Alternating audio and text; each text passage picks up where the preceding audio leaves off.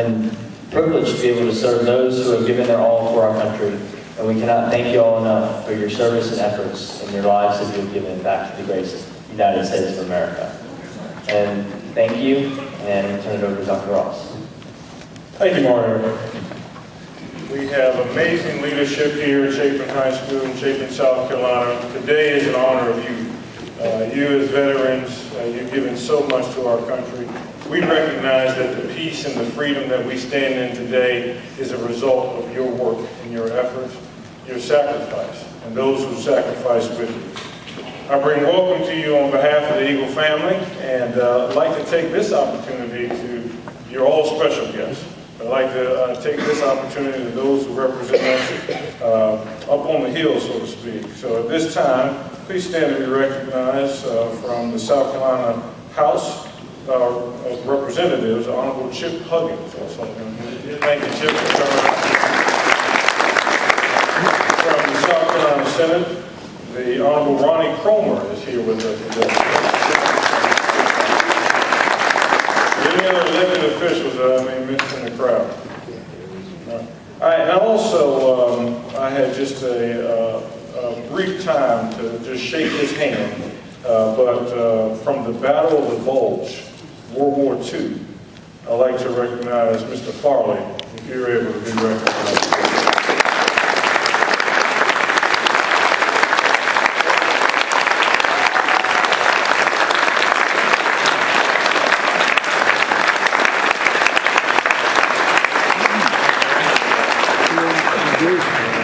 This time, we'll go on with the ceremonies. I'd like to introduce the leader of the best NJROTC unit in the nation, from leading the Eagle Battalion, Commanding Officer Reed Questionwell.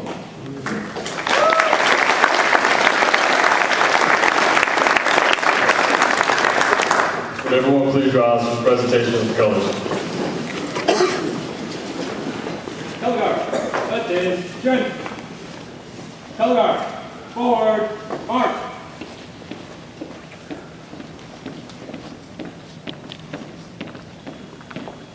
Color guard, mark time, march.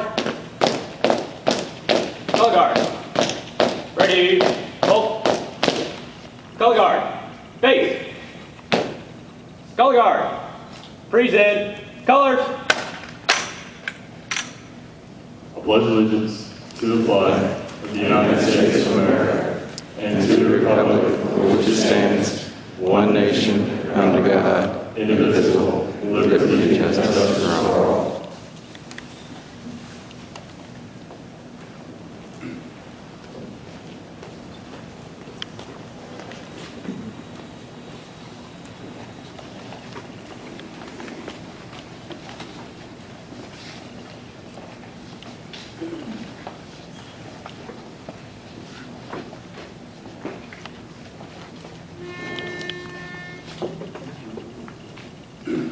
Oh, say can you see by the dawn's early light what so proudly we hailed at the twilight's last gleaming, whose broad stripes and bright stars through the perilous height o'er the ramparts we watched were so gallantly streaming.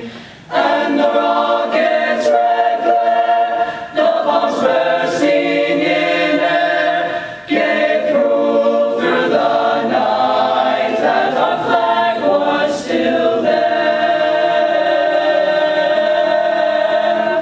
Oh, say does that star-spangled banner yet wave o'er the land of the free and the home of the brave?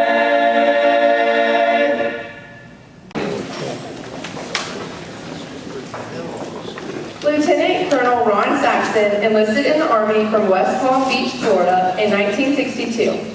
After a tour in Korea, he attended Infantry Officer Candidate School.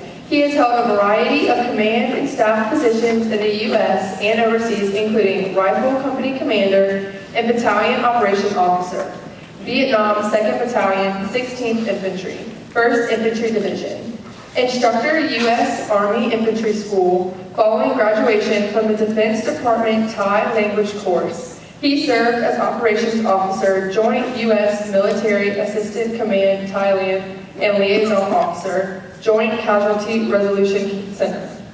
Operation Officer, 3rd Battalion, 17th Infantry, 7th Infantry Division, and Deputy Assistant Chief of Staff, 7th Infantry Division, Fort Ord, California. After Army retirement in 1983, he became a bank manager for 9 years in Monterey County, California.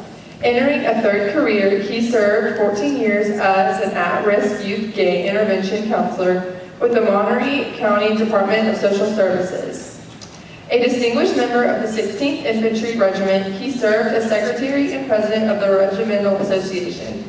He is a member of the Chapin United Methodist Church and a member of the Board of Directors. Honor Flight, South Carolina, where he served as Operation Manager. At 16, Rotarian, Operation Manager. He is a board member of the Chapin Sunrise Rotary and recipient of the District 5 Middle School Mentor of the Year Award and Chapin Chamber of Commerce and Acting Volunteer of the Year Award. A graduate of St. Mary's College of California, he will be married to his wife, Carol, for 50 years next January. They have 3 children and 5 grandsons. Please help me welcome Lieutenant Colonel Ron Saxton. Good morning. Good morning. It is indeed an honor. Can you hear me? It is indeed an honor to be here in the presence of distinguished veterans. I want to thank Chapin High School again for hosting this day of recognition for we veterans. Always a good breakfast, always a good turnout, and to the students, thank you. I want to particularly thank the student body of Chapin High School for making a significant contribution to the Honor Flight of South Carolina. Those donations from schools, churches, civic organizations, businesses, and individuals are what has allowed Honor Flight South Carolina to fly almost 3,000 veterans, 2,000 alone, out of distant past, out of Columbia. The World War II and Korean veterans that go on those flights are living history. There, in each seat, there is a story, regardless of whether they served in combat, in peacetime, or what. They represented our country and stepped forward when they were needed.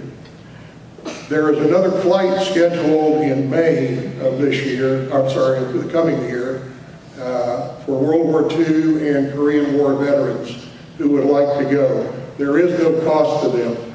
If you know of a Korean or World War II veteran that has not been on our flight, I encourage you to have them apply. I will be glad to answer any questions on that as well. Moving on, I want to tell you that it's looking around these walls, sitting in a high school classroom in West Palm Beach, Florida, my senior year, I kind of thought about what I was going to do with my life. So I thought, well, I do what everybody else did. I played football for 3 years. I went to a community college.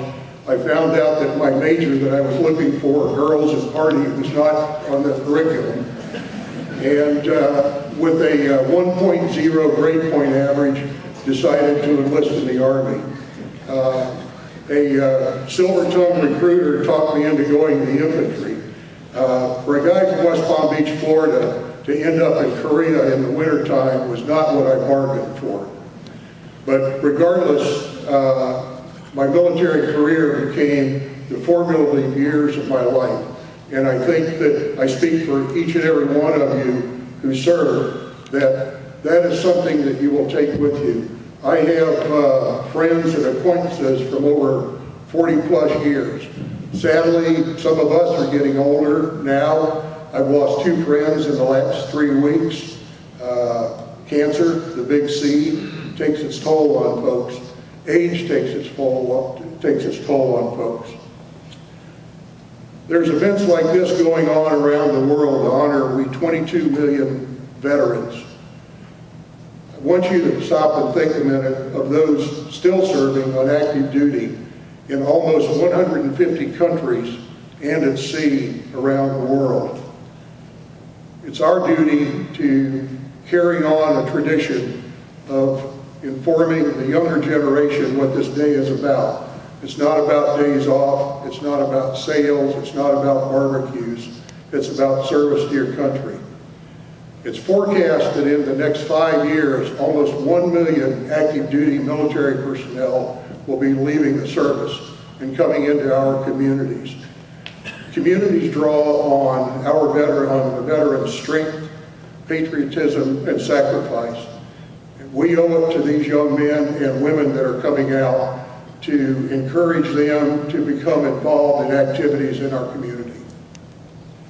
All of that said, please keep in mind that behind the folds of the red, white, and blue, there will always be men and women willing to step forward to protect our freedom and our liberties.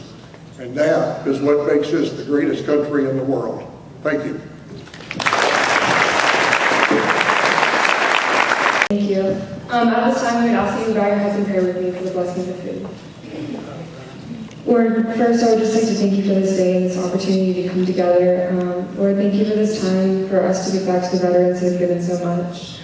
Lord, I pray that you continue to bless their lives and just bless everything around them, their families, and your lives. Lord, we would like to pray a blessing over the soldiers that are still out there today. Lord, lastly, we would ask that you would bless this food and nourish our bodies and us to your service. In your name we pray, amen. At this time, the veterans can go ahead and get